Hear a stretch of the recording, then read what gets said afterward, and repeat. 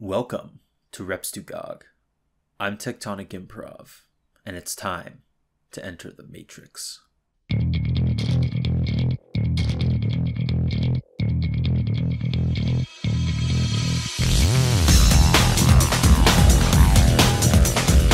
In 1999, the world was introduced to The Matrix, arguably one of the most influential movies in modern cinema. It managed to be a captivating sci-fi action blockbuster while also dispensing interesting ideas about transhumanism, fate, reality, you name it.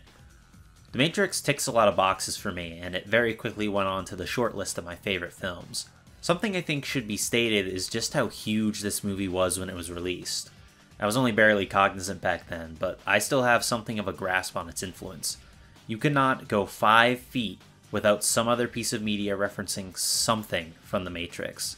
I think I've seen the bullet dodge parodied in over 50 different properties. People can see its influence to this day with certain terms used by the terminally online as well. Everything I've said up to this point has been to provide the uninitiated with context. In the early 2000s, The Matrix was huge. So huge, 2 sequels to the original were being developed at the same time. A short run of one-shot comics were produced, an animated tie-in anthology series called The Animatrix was made, and all of which were in service of fleshing out the world of The Matrix and, more importantly, a cross-media experience that gave those willing to engage with the whole of The Matrix's content a complete picture on the story of the films, which leads us to 2003's multi-platform title, Enter the Matrix. This is Thaddeus, captain of the Osiris, and I fear this will be our last transmission. We are under heavy pursuit and have sustained critical damage. We are going to attempt an emergency broadcast drop in the Matrix. All we can do is hope that somehow this disc reaches Zion, and if it does, it's not too late. Whatever's in that box cost Thaddeus his life and the lives of his crew. And I have a feeling if we don't get to it first, it's gonna cost us a whole lot more. Released a day prior to The Matrix Reloaded, Enter the Matrix serves as an experience that story is concurrent with the events of the film and is 100% canon. The Wachowskis took this cross-media thing very seriously and were hands-on with almost everything Matrix related. Enter the Matrix is no exception. Far from it, really. Over an hour of movie footage was shot by them for this game to be used in cutscenes. The actors from the films had mocap done for this game.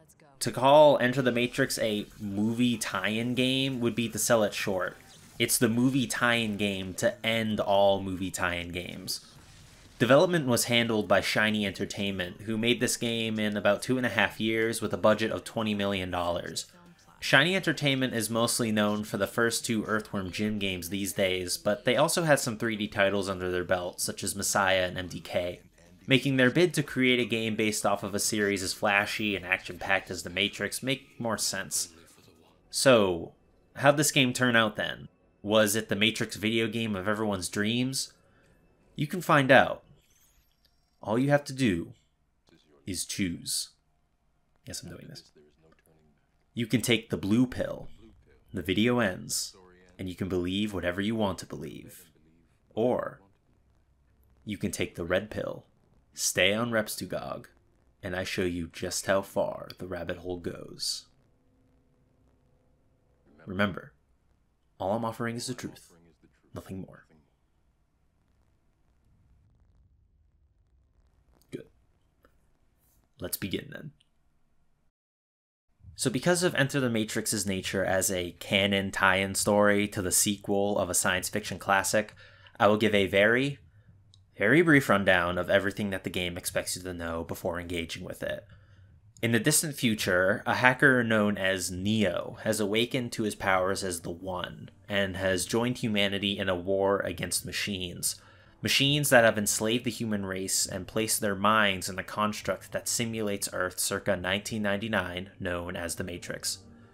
Shortly after this revelation, a ship called the Osiris, en route to deliver a message to Zion, the last bastion of the human race, is intercepted by the machines and is taken out of commission. But not before they encrypt that message and place it somewhere inside of the Matrix. It's at this point that the Matrix Reloaded and Enter the Matrix's events begin to occur. In a controversial move, Enter the Matrix does not have you play as Neo, Trinity, or Morpheus.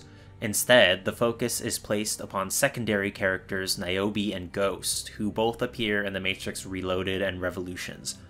Now, while I can understand certain people's frustrations with not getting to play as the main characters from the films, the idea of supplementary material like this fleshing out secondary characters isn't a terrible idea if you ask me.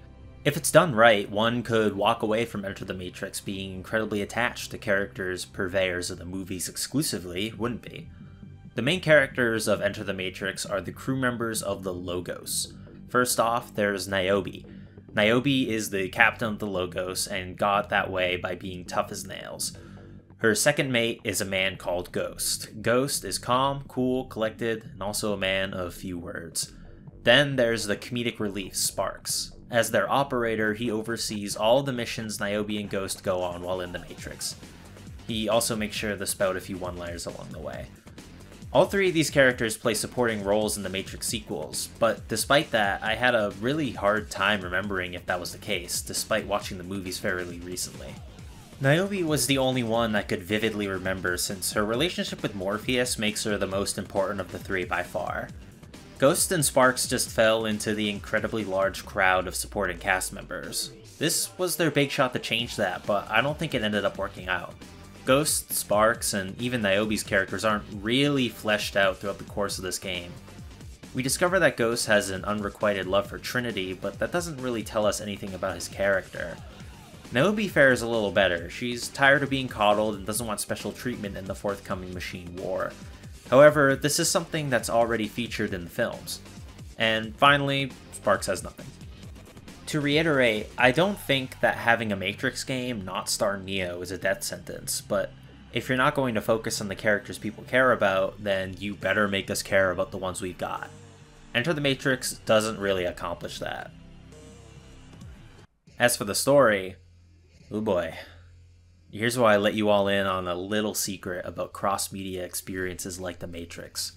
It needs to strike a balance, one that doesn't leave either camp out.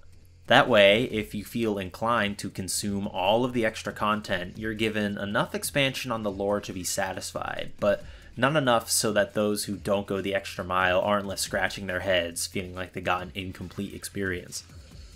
Personally, I find something like the Animatrix to be a good addition to the greater universe of The Matrix. That gave viewers additional lore to the continuity and connected to the future films. It's also really good, probably my second favorite entry in the Matrix series. The Matrix Reloaded is a somewhat confusing film, to a lot of people, to say the least, and I'm sure many who are aware of Enter the Matrix but haven't played it assume that the answers to their questions lie inside of this game. That would not be true, however. Despite there being an hour of live-action footage shot for this game, a majority of it doesn't factor very deeply into the greater plot of Reloaded.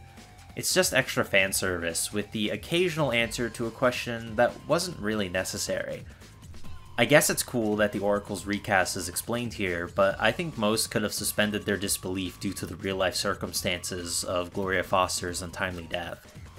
On a lighter note, I do find it funny that the awkward scene from Reloaded where Persephone makes out with Neo is revealed to just be a thing she does all the time. Then finally, there's the appearance of the Keymaker, an appearance that basically tells the audience nothing in this game matters, as he shows up to give the crew of the Logos a very significant task. Delivering the key to the source of the Matrix to Neo, however, he is kidnapped by the Merovingian goons. Yeah, I don't know any of these characters' tech that you're talking about. Merovingian, Keymaker, Persephone? Oh my god. You've all seen Matrix Reloaded, right? Oh god, I'm making no fucking sense. Alright, quick history lesson. So the Oracle is an AI created by the Matrix that was programmed to have a deep fascination and love for humanity. That's how she knows so much and why she helps people. The Merovingian is pretty mysterious, although basically he's an AI from the Matrix in the past cycle that managed to avoid being shut off. He doesn't work for the machines, but he also isn't interested in helping humanity either. Persephone? I have no clue. I think the Wachowskis just wanted Monica Bellucci in their movies. The Keymaker is pretty self-explanatory. He's a construct that can take people anywhere in the Matrix, which explains how he's able to save Niobe and Ghost from certain death in this scene right here. Doesn't really work all that well for him though. Okay, I think that's everything. Back to the program. When the Keymaker gets rescued, he basically tells the duo, Oh, actually, you two can't give the key to Neo because that needs to happen in the movie. Okay, thanks. It's incredulous. As for the rest of the plot, it feels drawn out. It basically boils down to this. The Logos recover the message from the Osiris, foretelling the machine's attack on Zion. Niobe and Ghost gather all of the other pilots in the Matrix to tell them about this message so that they can regroup on Zion. They do so, but not before rescuing Morpheus. When they reconvene on Zion, there's an overlap with Reloaded, explaining what the Logos' crew did to get Neo to the source of the Matrix. There's the aforementioned scene explaining the Oracle's change in appearance, although this can only be seen if you defeat Seraph and complete an extra level. I actually wasn't going to do this, but I was coerced into it for the sake of completion. This is the only time Agent Smith appears, so I suppose it's worth getting if only for that reason.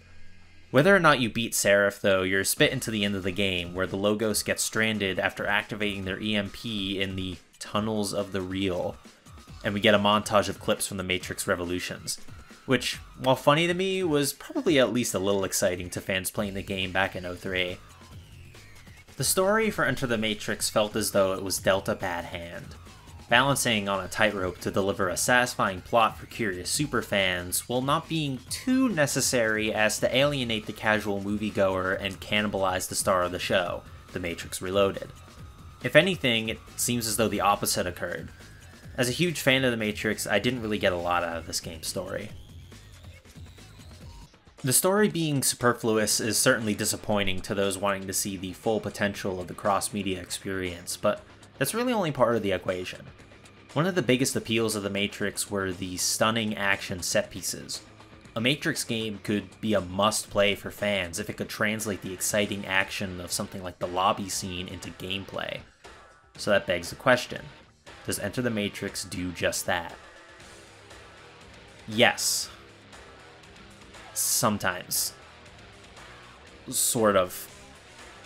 I would be lying if I didn't say that there were many times throughout Enter the Matrix where everything started to click for a moment. I could wall run, cartwheel, all while guns akimbo. The kick-ass techno music would kick in, and it was a lot of fun. These experiences, however, would sadly be fleeting. This would be due to a multitude of factors, like the controls. Being a 3D action game from 2003, I wasn't expecting the standardized controls from modern releases, but even with my expectations in check, it still took me a while to adjust. First off, we have to wrestle with tank controls. Something that I can definitely work with, but it feels more terrible than usual because I'm holding in my hand a controller that I know is more than capable of 360-degree camera movement via the right analog stick. Instead, that stick is relegated to moving into the immobile first-person mode. L2 and R2 allow you to strafe left and right, respectively. I really wish there was some sort of way to change turning to these buttons and putting the strafing options on the control stick, but button remapping isn't in this game. There's an alternate control scheme, but it doesn't feel any more intuitive than the default scheme. Face buttons let you jump, interact with objects, and perform your melee attacks when near an enemy. When this happens, the camera will transition into this fighting game-esque angle, where your character will always face their target, making it simple to dispatch them with a few punch and kicks. Despite its undeniable jank, I actually like this idea, and it doesn't disorient you as much as you'd expect. It is, however, pretty mindless. Hand-to-hand combat is either brain-dead simple or frustratingly annoying. The hardest enemies in the game to beat one-on-one are probably the werewolves, since guns can't hurt them.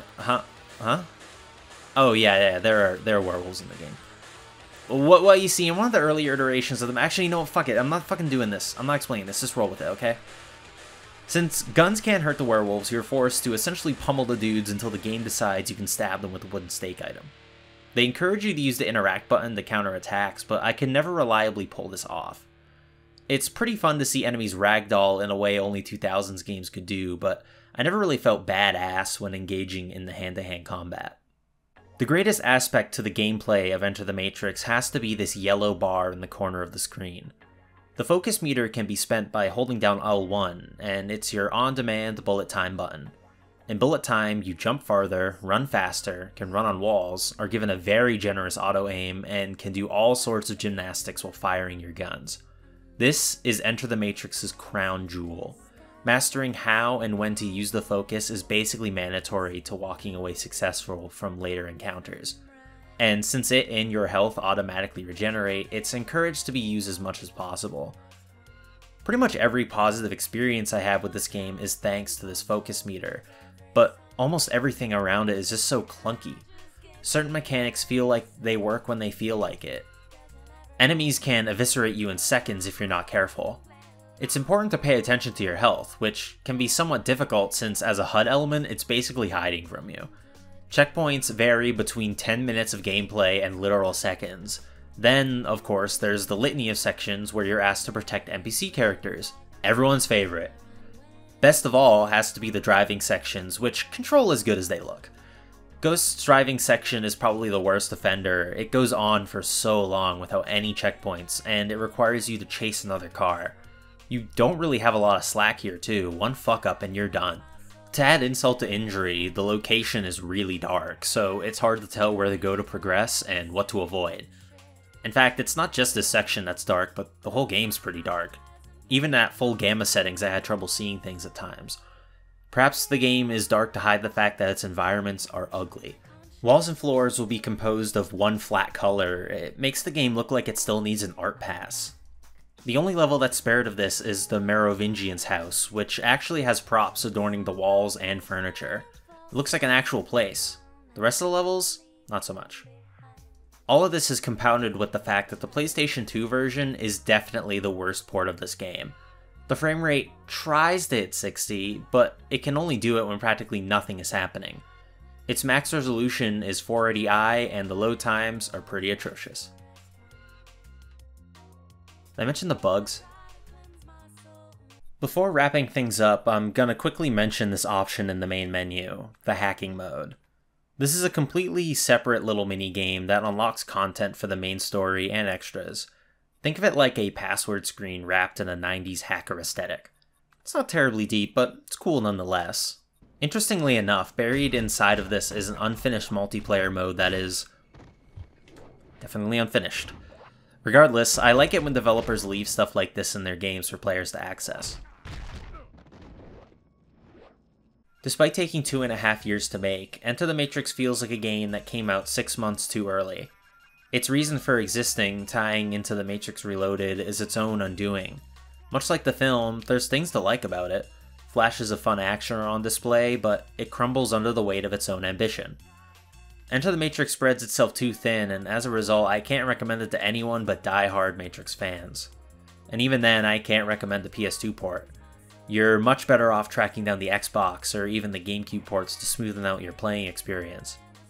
The Matrix, a series inspired by so many different mediums, including video games, has the potential to be so much greater than what was accomplished in this title.